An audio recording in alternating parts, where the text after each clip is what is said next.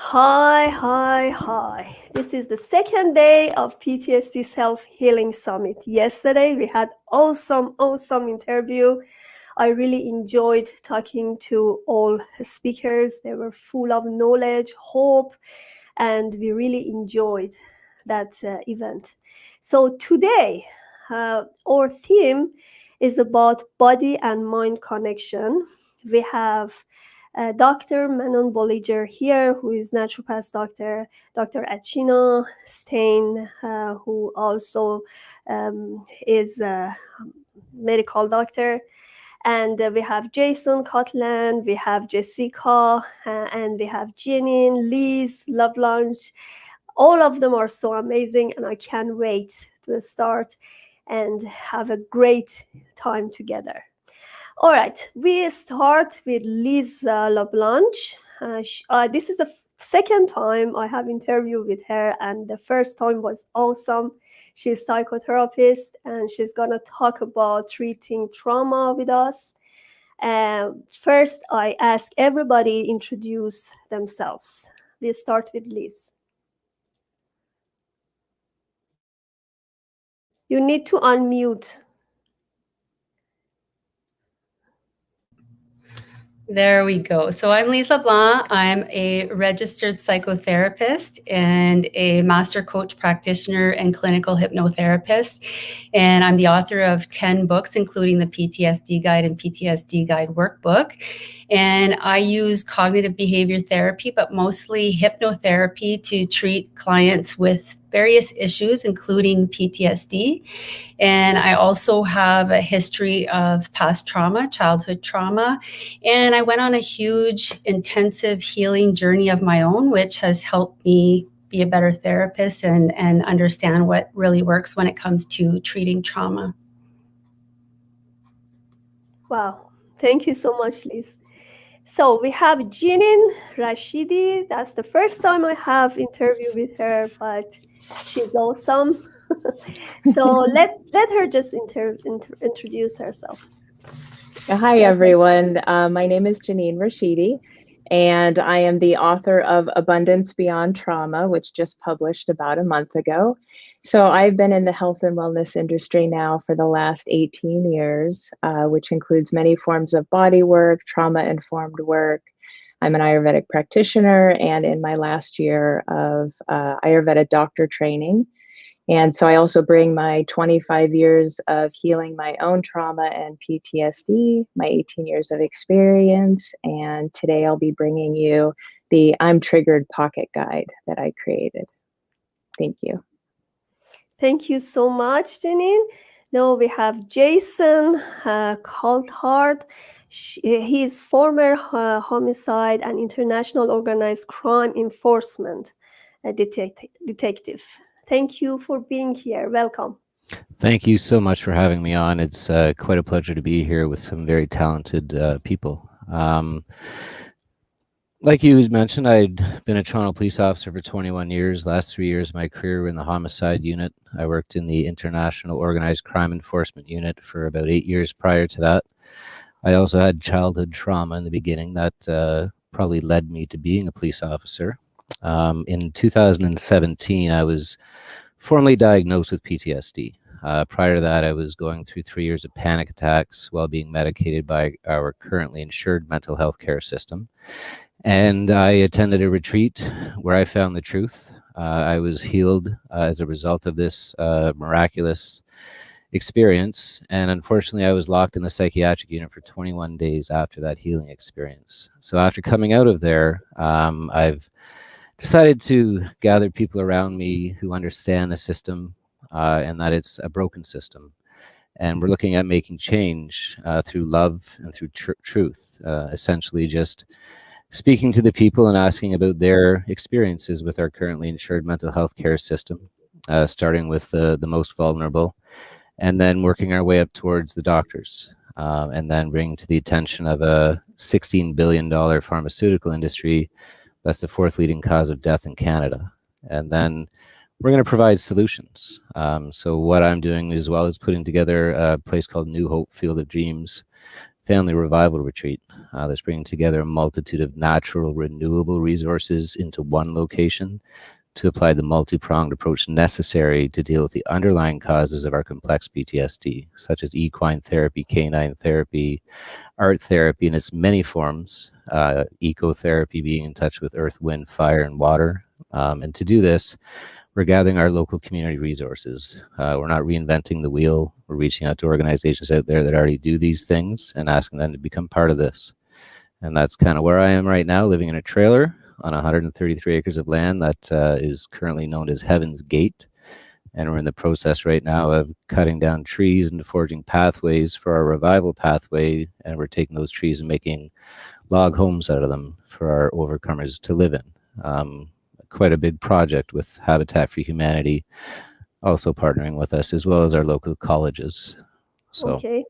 thank you so much for Thank you having so me much, here. Jason. Thank you so much. All right, then we have Dr. Achina Stein. She's an osteopathic physician and psychotherapist and functional medicine practitioner. Welcome to my show.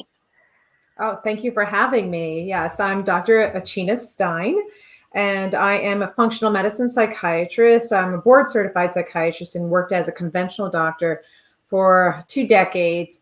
And I'm well trained in psychodynamic psychotherapy. I was originally on a psychoanalytic psychotherapy track, but then things changed for me. Having a family kind of took me off that track.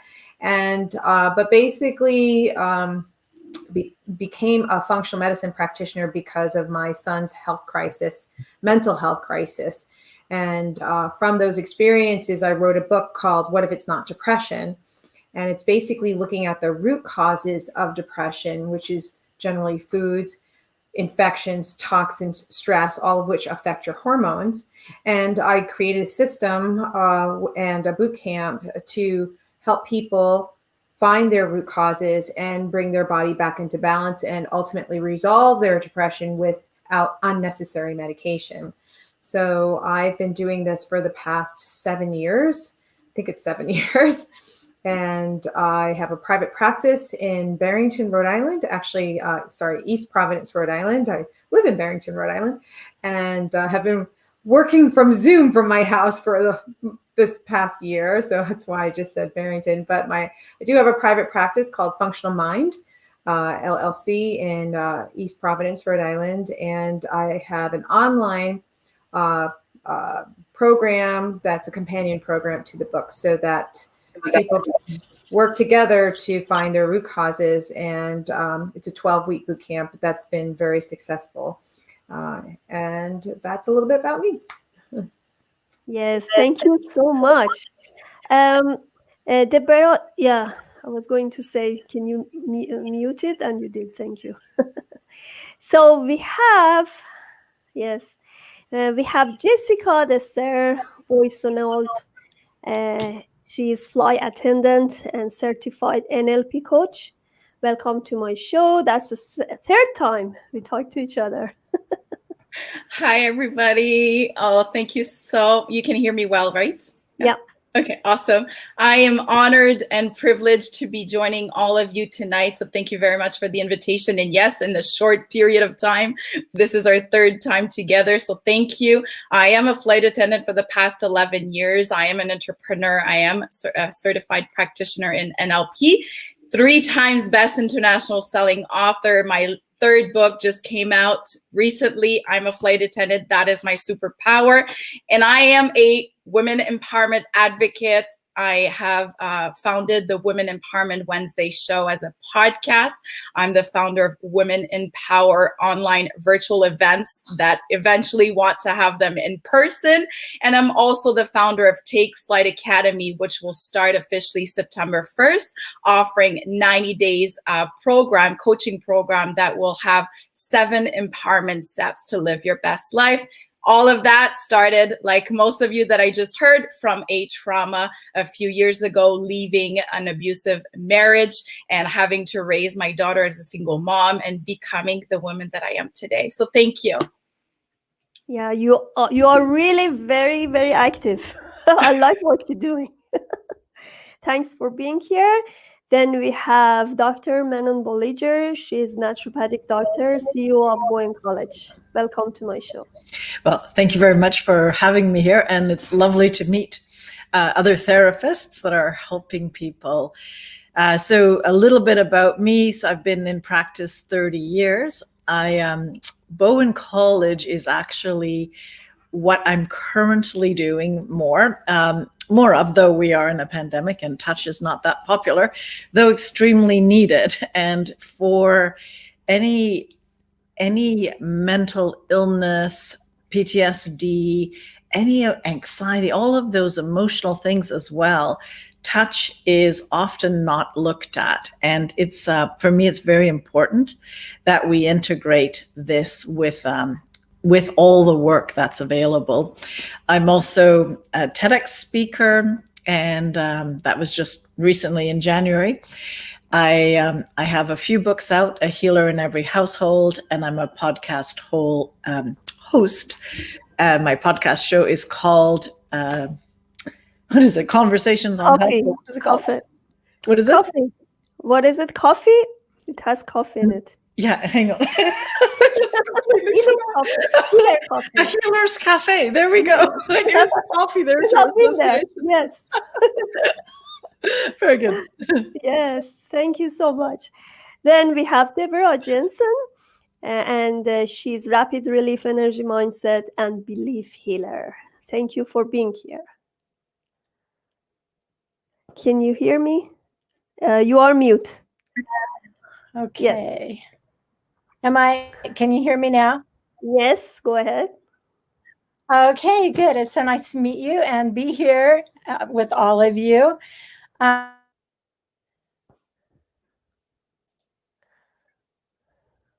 Still hear me? I think my internet is doing something. Anyway, Learning and Health Center for over 30 years. And I got into all of this originally because of a head injury that I had. And that was partially what my center was about. So we've helped a lot of people with brain integrations. But we also found that they had all these other challenges with anxiety and trauma and depression, loss, all of the things that surround trauma. And so we have also helped in that manner. And I started out as being a child in a home where my mother didn't really want this child. There were two other children, and it was rather dreadful. And I found that through my years, I developed some beliefs and some impressions about myself that I had to change later on. Some of the beliefs that I had were that I was not significant, I didn't have any value, that I couldn't be listened to or seen, just lots of things. And, you know, when you have those beliefs and you carry those throughout life, you get those patterns, which are supporting different parts of your life. And you wonder why your life is not working well. Well, of course, I was working off of those original patterns. And so I had to learn to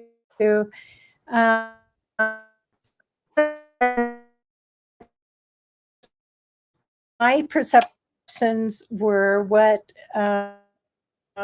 those played then. So that's what I did. Deborah, your internet connection is very weak. Yes, you're disconnected, sort of. Sorry about that. Yeah, I went to a hotel to make that work, but it didn't work, so I came back.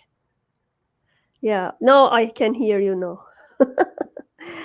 Okay. All right, now we go through every one of you and ask you to talk about yourself and tell me what you do exactly. The theme of today is mind and body connection. So I know that PTSD and childhood trauma, it's some bring a lot of physical problem as well. So that's why we're going to talk about it. We're going to dig into it. We can start from Achina, because Achina actually work on gut and brain connection, and that's very interesting for me because as I talk to my own fertility clients, I see a lot of them have gut issue, and it's so interesting when you see even gut issue can create a lot of fertility problems. So yeah, can you talk about what you're doing and talk about your topic, why gut and brain connection is so important?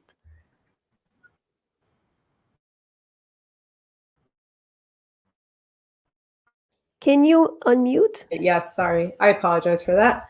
Yeah, when a person has symptoms of PTSD, they tend to be in fight, flight, or in parasympathetic mode. And so when a person is in that mode, especially chronically, and particularly as a child, they basically are surging adrenaline, which then causes a surge of cortisol over time for long periods. And it doesn't even have to be chronic. It could be, a sudden change in stress, an acute stress, a sudden stress can actually cause your gut to shut down.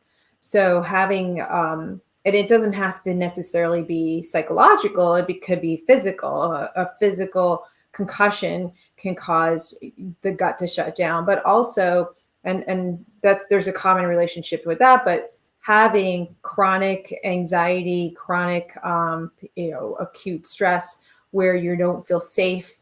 You're always wondering when the next shoe's going to drop, walking on eggshells. That's that kind of anxiety. If you're for fear of your life or fear of danger, feeling very, very vulnerable, that's going to cause something called leaky gut syndrome or increased gut permeability. And as a result, that can cause a whole host of symptoms. So when you have increased gut permeability or leaky gut, what happens is that most people, and that's only just one issue. The other issue that I should mention is your digestion shuts down. So your digestion doesn't work when you're in fight flight. So your digestion system, your healing system, and your ability to rest tends to shut down during sympathetic drive or fight flight. And you need to be in parasympathetic mode, which is the rest, digest, and heal mode, in order for digestion and sleeping to occur. So a lot of times people have sleep problems when they have PTSD. It's very, very common. But digestion, when that shuts down, you have difficulty releasing enzymes, pancreatic enzymes, hydrochloric acid, and bile salts to be able to digest the carbs, the fats, and the proteins that you are eating, if you're eating the right foods, assuming you're eating the right foods, but even if you are eating the right foods, you may not be digesting them and assimilating those nutrients into your body to be able to even handle the stress that you are being faced with. So over time, that can really cause nutritional deficiencies and, prevent you from being able to handle the stress in the long run. So we talked about digestion, but the other piece is that you can develop food sensitivities as a result of the increased permeability or the leaky gut, as well as it opens sort of the gates to having chronic gut infections. So that's why a lot of times people get sick a lot with different types of infections. And that's yet another burden that your immune system has to deal with. 80% of your immune system is made in the gut. and 80% of your neurotransmitters are made in the gut. So if your gut is not not right, then you're going to have a whole cascade of symptoms. And recently an article just was published about they're seeing changes at the gut lining that are connected with anxiety, that are caused by anxiety, as opposed to the gut symptoms causing anxiety.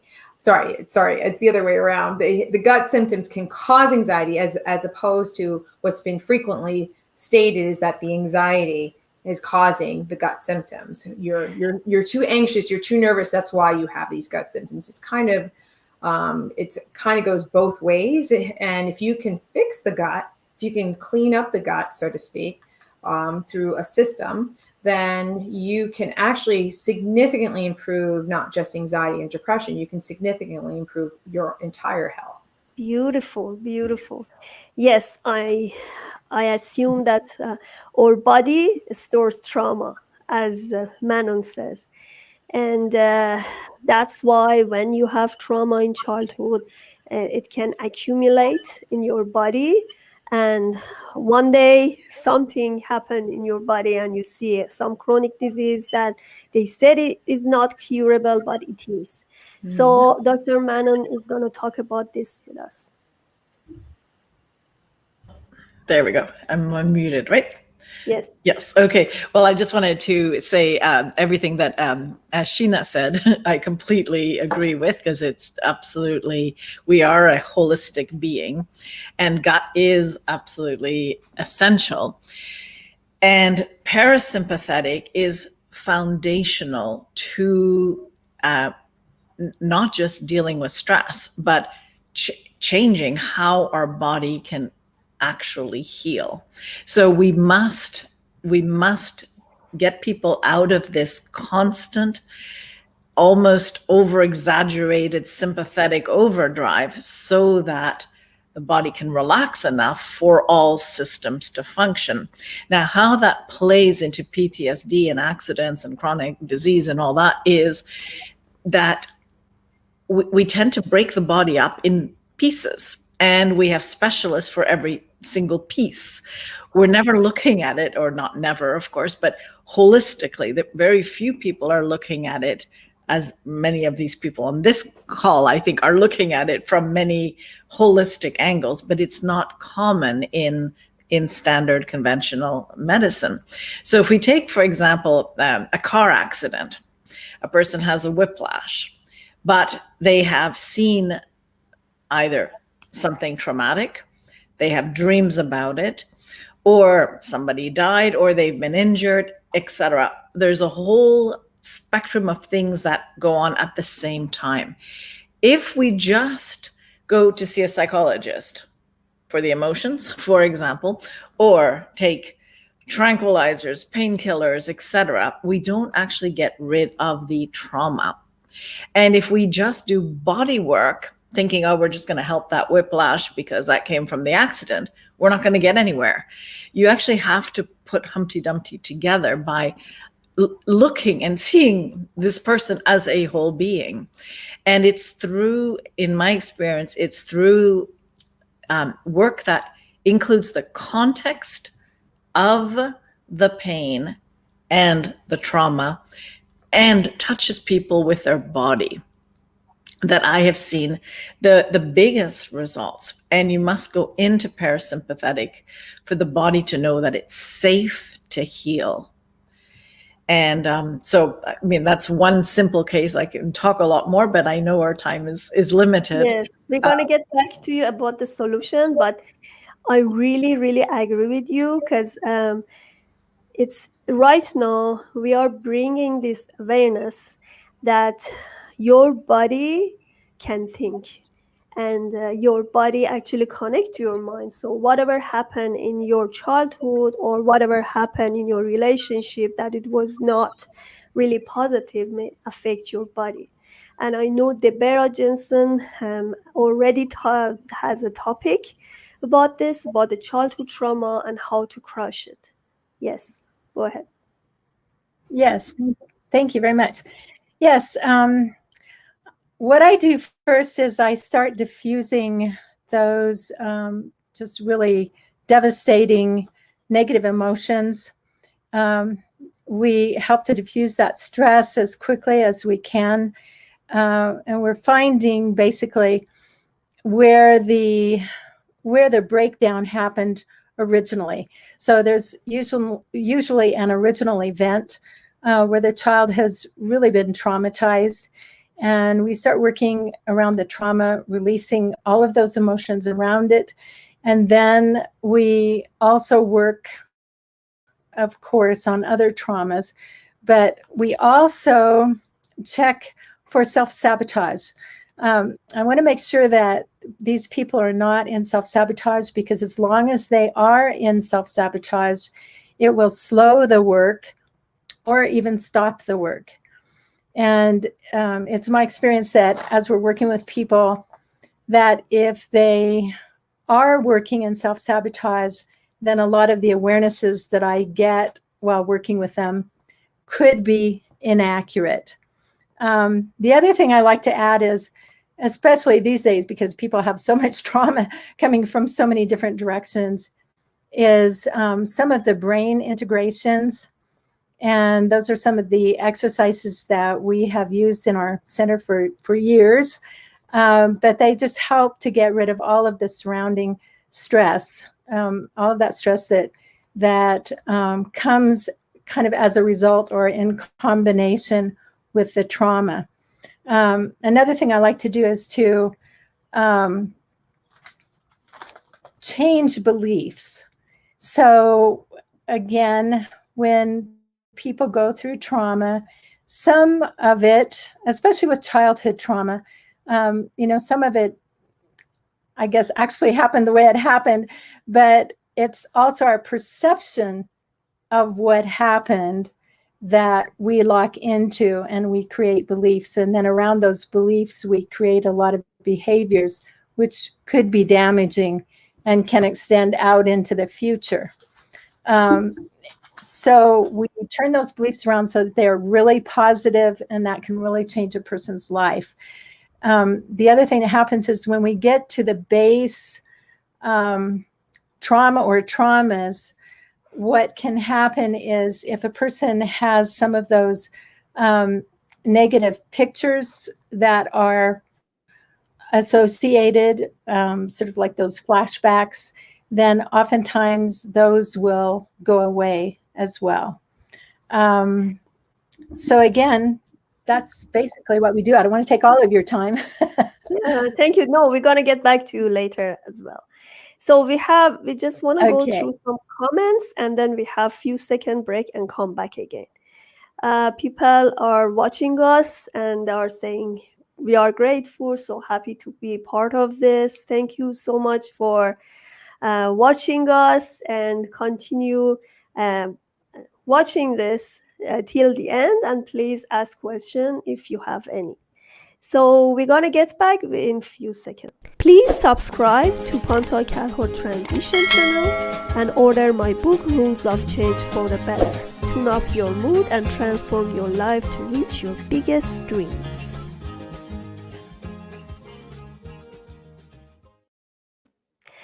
All right, now we're going to go back to Lise Lablanc.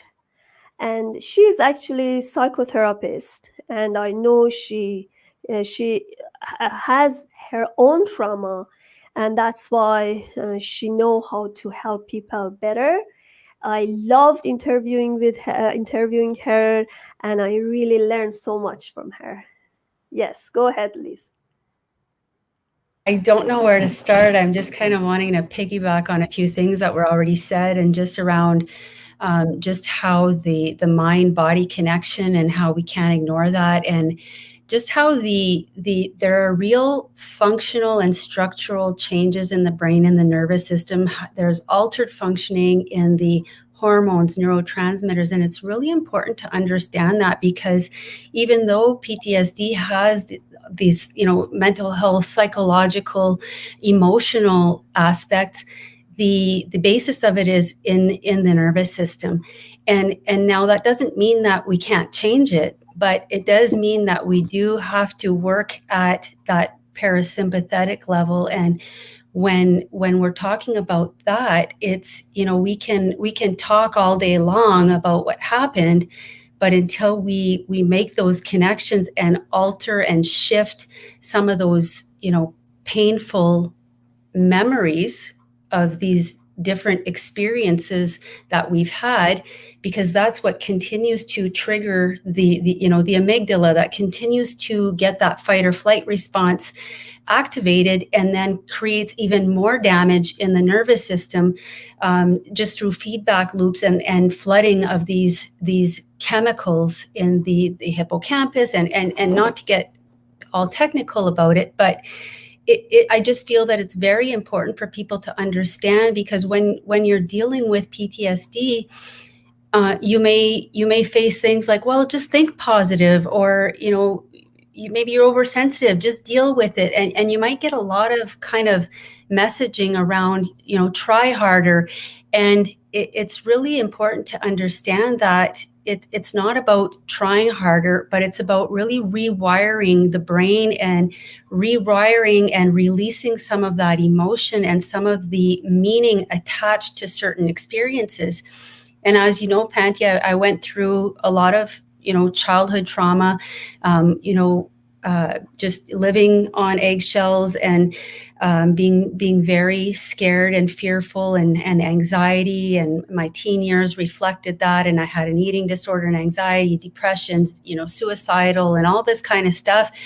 And, I had a spontaneous moment of enlightenment or awakening, whatever you want to call it. But I was in so much suffering that I had this moment of kind of just waking up and having a shift. But I was young. I didn't know what it meant. And I just didn't deal with my trauma. I wanted to just pack it down, hold it down, not look at it, and just kind of try to distract myself away from any of those thoughts.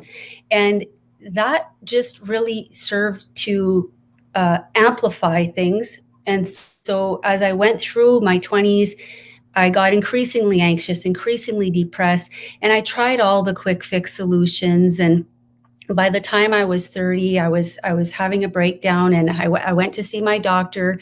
He gave me medication. For me, that didn't help. I went to see a therapist. We talked, and I won't say that it didn't help at all, but it just didn't get to the root of what I was dealing with, or should say not dealing with. And I was starting to have those, gut problems, IBS, and other nervous system, my system was going awry.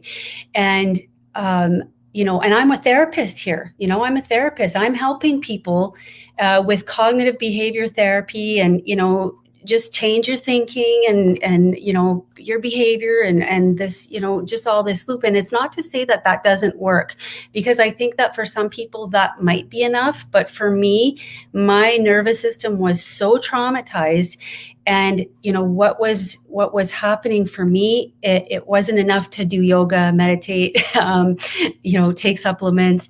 And so I really had to dig deep. And I went on a huge healing journey. I went to Peru and I did ayahuasca. I hiked the Grand Canyon. I went to retreats. I read every self-help book I could get my hands on. And I just really dove in deep, and I did some hypnotherapy. And these things, these deeper shifts were really what helped me and got me on this path of using hypnotherapy and bringing someone into such a deep, relaxed state, into that parasympathetic, that state of just before you're about to fall asleep, but you're still conscious, and to really go down that timeline and go and look for all those significant, painful, emotional events that person has not had a chance to process, has not had a chance to integrate, and has not had a chance to reinterpret or release the emotion and the story attached to that.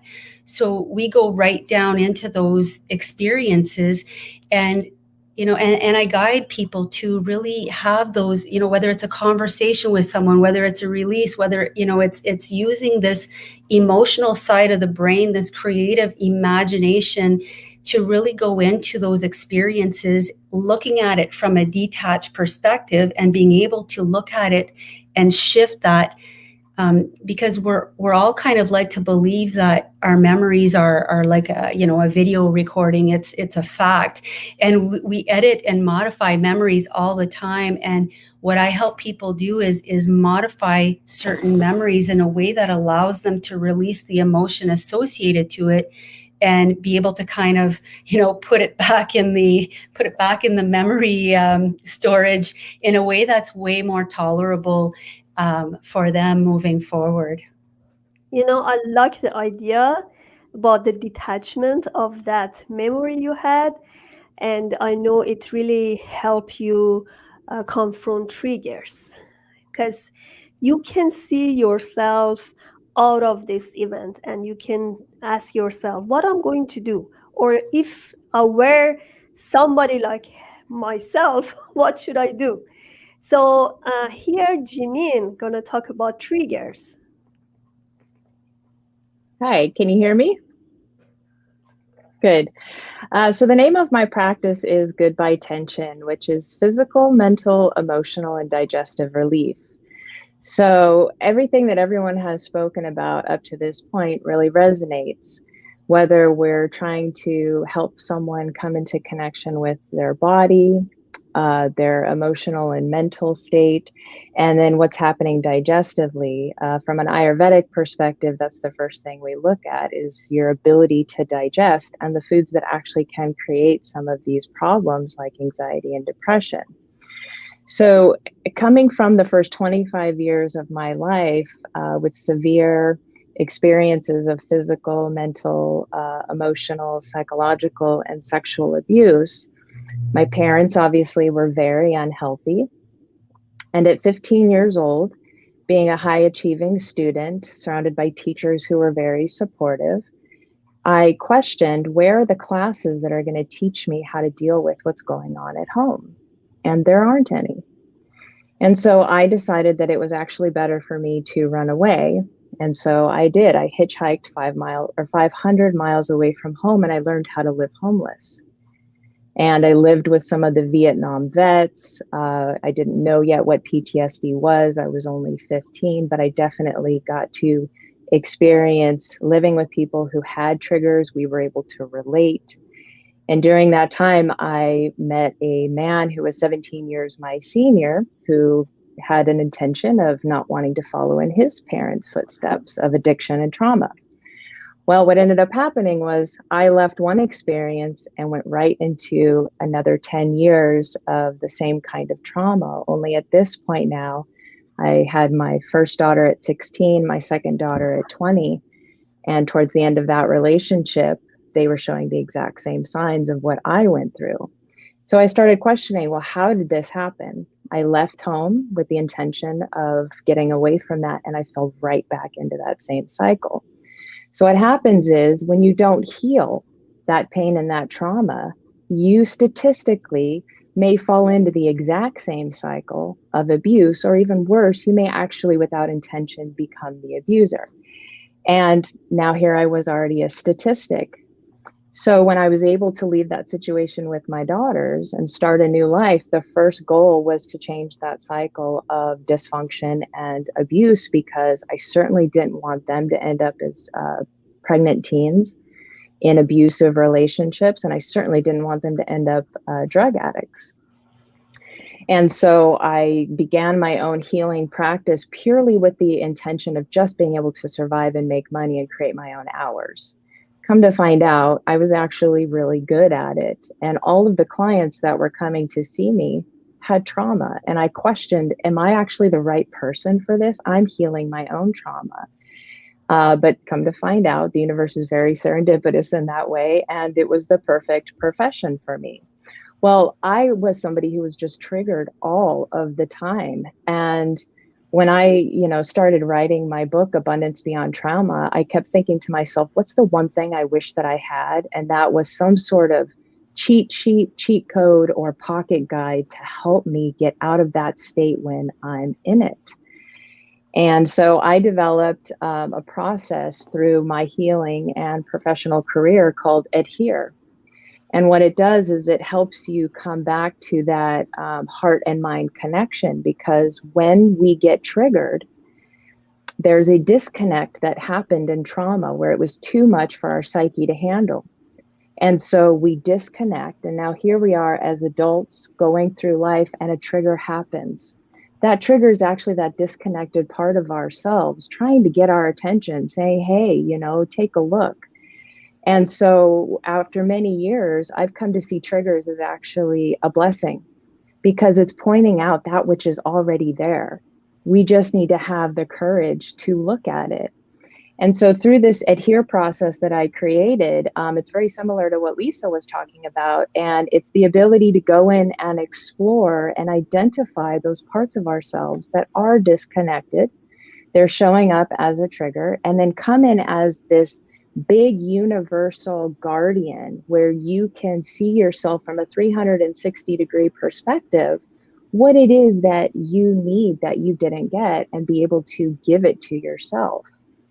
And then once healing has happened, you come into a sense of integration. And that integration can happen through the body work. It can happen, through different visualization techniques.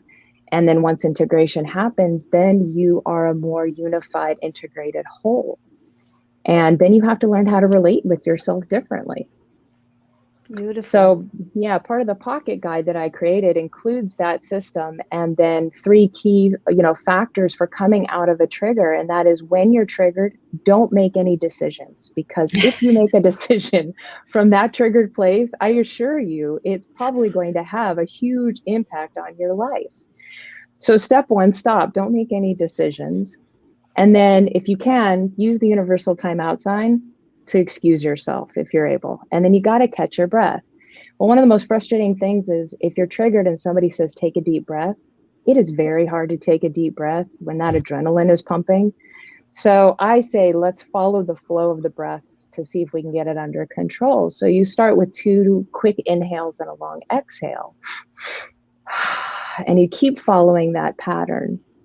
And then the second phase is to locate. So as many of you have spoke about the fight, flight, or freeze response, the mind needs something to do to come back to a present state. But also you need to keep the eyes moving so you're not freezing. So if you can identify 3 objects or something living that's around you that identifies this time and space, you're coming back to the present moment. So I would notice the plant, the cup of water, or maybe the wind that's blowing in the trees. And again, keep with the breath of 2 quick inhales and then an exhale. And then the third one would be to identify your well-wishers, the people you trust in your worst moments, because usually that will help you calm down. Those are also the people that you can reach out to that already know what your trigger responses are and can help you. And then you continue to follow the breath. And then the rest of the steps are the Adhere process, which I know you and I have another podcast interview coming up July 15th. So if we don't have time today, we'll go through that. But the I'm Triggered pocket guide can be found in the back of my book, Abundance Beyond Trauma. Yeah. And I feel like that was the best contribution I could offer to anyone who has been triggered. I love your 3 solutions. Thank you. Steps. Yeah. With the breathing is, and what the next one was the eye movement, which I love. Yeah, locate. And and be in the present, which I always try to. When something happened to me, I feel I'm triggered with that. I try to be in the present with my 5 senses. So I try to smell, see, try to distract myself from my mind, and then go to something which is beautiful and I can see or smell it or I can eat it. Thank you so much. And I know Jason is waiting here for so long. I really wish to know, as a former homicide and international organized crime enforcement detective, what did you do with your triggers? You tailed out the last part there. What do I do? What? With confronting triggers. Oh, well, exactly what a lot of the people have already said already. The triggers that I have are very minimal now. Before they were abundant all the time. And I've had to go back into my traumas to deal with them. You know, as a police officer and a lot of times as a child, you're not allowed to experience your thoughts and your emotions. So essentially you write them down on a rock or a boulder, you throw them in your backpack and you carry on with life. And then all of a sudden signs and symptoms start to develop that we've already talked about in your body and in your mind. And we get sick. We get into a state of dis-ease. So what I've had to do is recognize a lot of things. My environment. What is my environment? Well, you have eyes, you have ears, you have a nose, you have a mouth. You know, your environment's quite expansive. So it's recognizing those things inside of your environment that cause you to trigger. And then keying in on those sounds, scents, sights, vibrations, perhaps even, if you want to go a little bit deeper into the energy side of things. You know, you have to be very aware of your environment. And then, like was mentioned, you have to kind of ask one part of your body. So we're talking about the body and the soul here, but a few of you have already mentioned the very important part, which is the spirit. So we're a spiritual being having a soulful experience made up of our mind, will, and emotions, and we live in a motor home, which is our body. And our body is made up of our brain, our heart, and our gut, and our spirit is Father, Son, Holy Spirit. So when we have all 9 areas correctly aligned with the truth, with proper nutrition, with proper health, listening to proper things, eating proper things, watching proper things, having proper people in your environment who tell you the truth about yourself, who empower you to uncover your traumatic triggers. And knowing the fight, flight, or freeze response is imperative as a coach or as a mentor or as a peer-to-peer support on how to hold that safe space for that person who's going through that traumatic trigger event.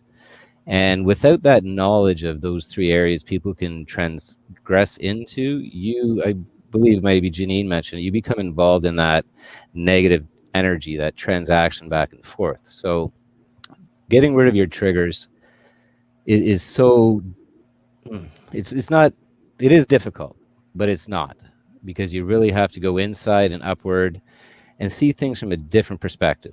You know, as a first responder going into certain situations, we see what we see, and that's what we see. You know, there's a lot of different perspectives. Like being an organized crime detective, I didn't just take one person's information as accurate. I had to look at all areas of the investigation to see where the truth lies in the middle. So going back into our triggers, I've also had to do soul tie breaking. So anytime you have 3D images, anytime you have flashbacks, negative thoughts, you got to deal with that.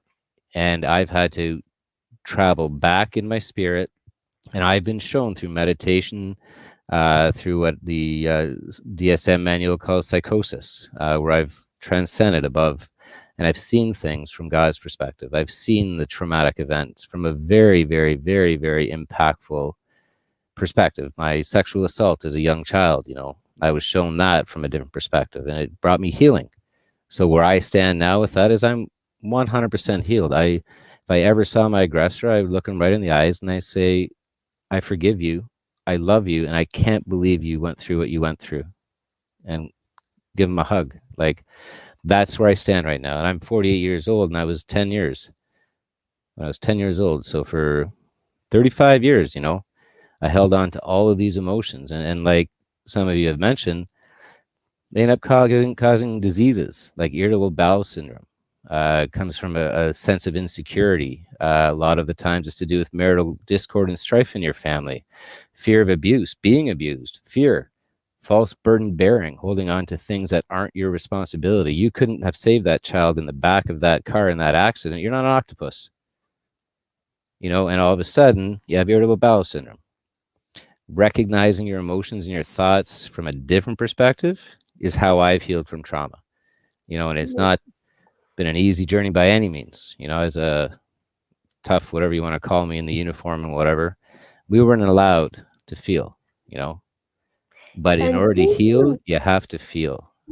exactly. And Jason, it's so difficult as a first responder to see these traumas from different people every day. And I It is. know it's gonna affect you as well. How did you actually confront with other people's trauma? When I was working, Yes. when I was working, that's actually a very interesting question. When I was a police officer, I followed the rules that were given to me.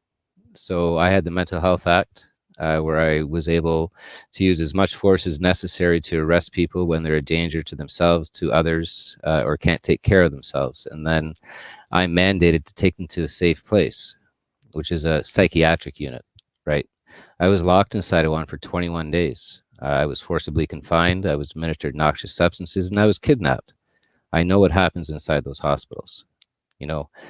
That's the reason why people don't want to go to these hospitals. So as a police officer, it was terrible. You had people threatening suicide. You had people physically, I don't want to go into too much detail with my experiences, but they're cutting themselves, like oosh, a lot. And you're in that particular circumstances, and you have to make a decision. I had one event where it was a fellow who was on the 5th floor trying to jump off the balcony. We ended up taking him to the hospital to get help. I went back to the station in downtown Toronto. While I'm writing my report, we get a call from a male being stabbed in the face in the same apartment. He left the hospital, went back, stabbed his boyfriend in the face because the hospital found no grounds necessary to keep him there. I'm not sure how that happened. My goodness. And that's a problem. So what would I do now? Way different than what I would have done before, because I understand mental illness. I understand psychosis. I understand schizophrenia. I understand double-mindedness and detachment. I've gone through and I go through those things on a regular basis. My spiritual eyes have been opened. I see things from a way different perspective. I used to help homeless people in Oshawa, and a lot of the homeless or less fortunate people are very spiritually enlightened. Not to say that their pathways of thought are correct at times, but they see, feel, and hear things that we don't, some of us.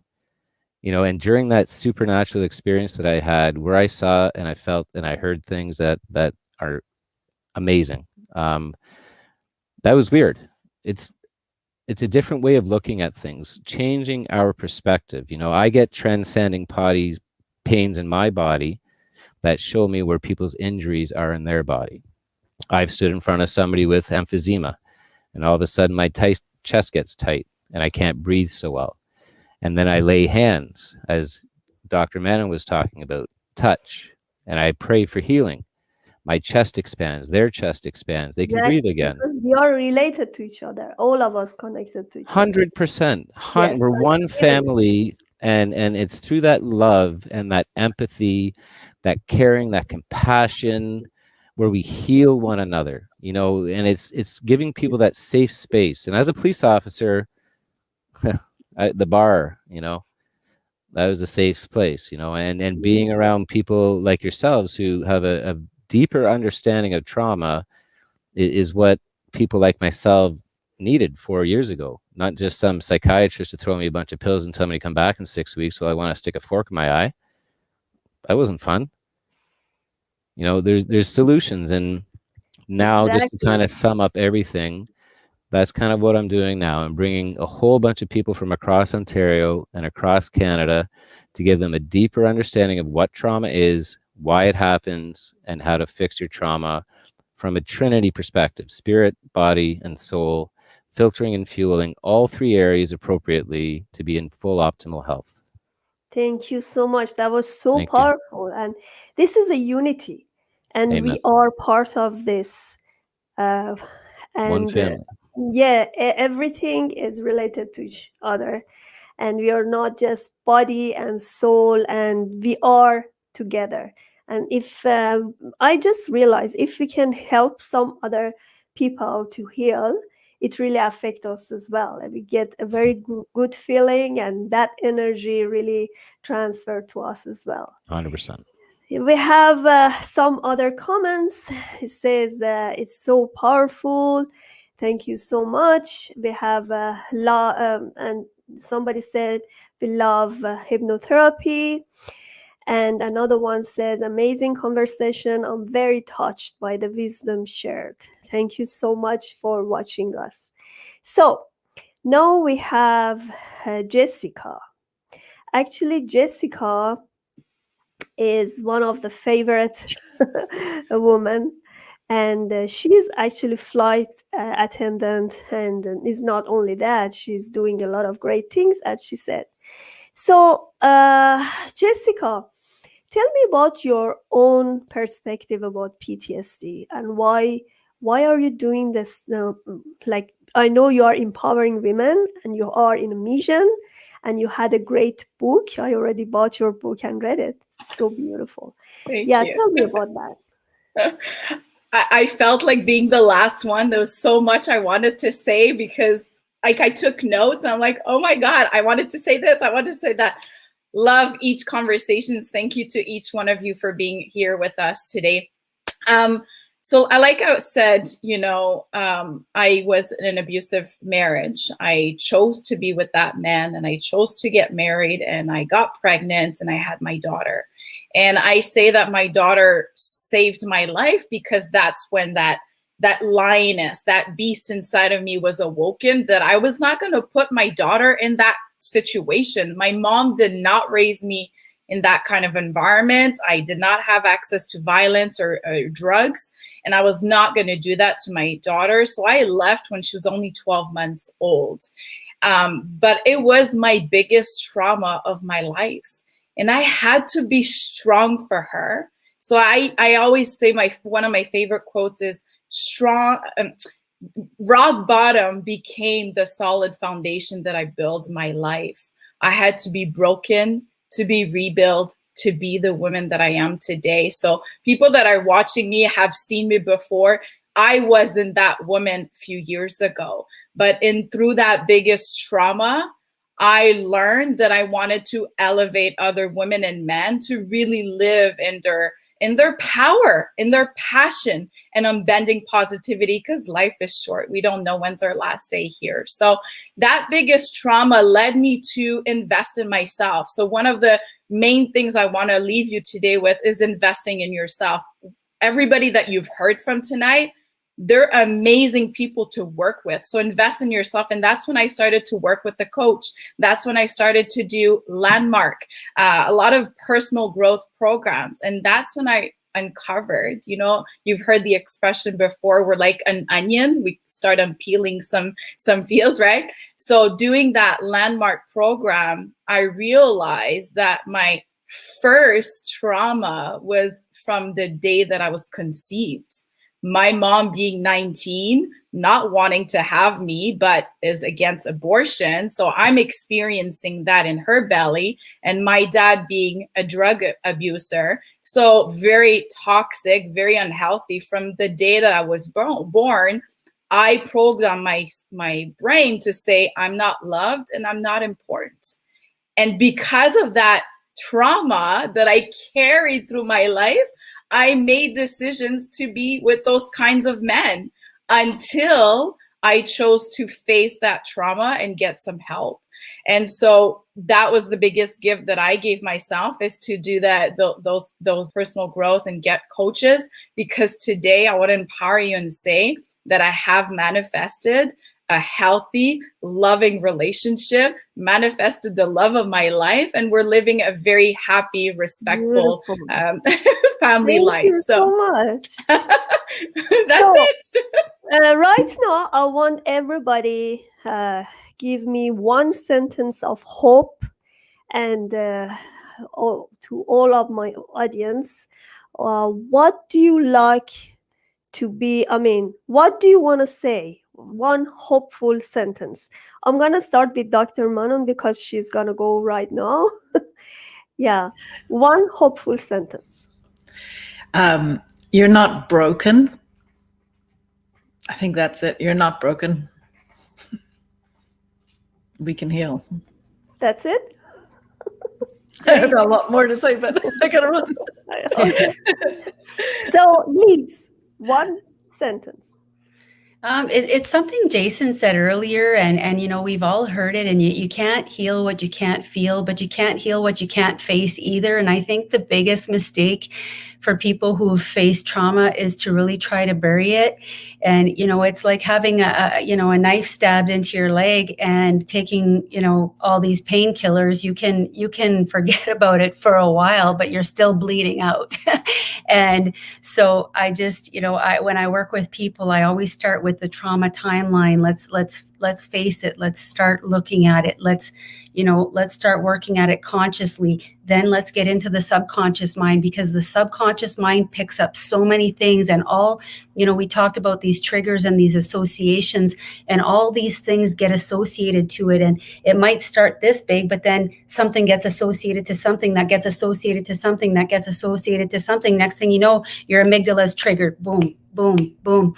And when you want to, when you're in that emotional side of your brain, there's no reasoning with it. It does not speak the same language. So your logical, rational mind might be using all this positive talk, but there's no connection between the two sides of the brain. So you're just staying in that fight or flight. So having those strategies that others have talked about, having a grounding kit ready with, things that bring you back into the now, that speak to all of your senses, because your senses are what speak to the amygdala.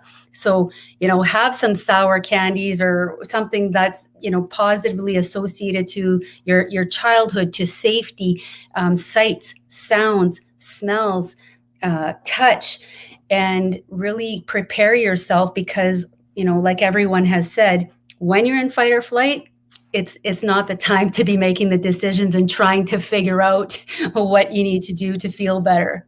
Exactly. Achina, one sentence. There is hope, and that definitely beyond medications and traditional psychotherapy. And so don't give up. There's absolutely hope. There's other alternatives. Beautiful. Yes, I believe it. So, Jenin. So the sentence I like to bring is actually my subtitle, which is discovering your courage to change and commitment to yourself. Yes, thank you. And Jessica? Will be my title, Turn Your Pain into Power, but also be kind, be loving to yourself, and be compassionate with what you're feeling. Thank you, Jason. I'd say that you have the power inside of you to heal. Greater is he who lives inside of you than he is within the world. And take what the enemy meant for evil and turn it into good, recognizing and flipping those rocks and building a ladder to get out of that hole and crushing those rocks of your past. And again, you need to feel the heal. Thank you. Feel the heal. Thank you so much. I really enjoyed talking to you. That was so powerful. And thank you so much for your hopeful messages. See you again. Bye-bye. Thank you.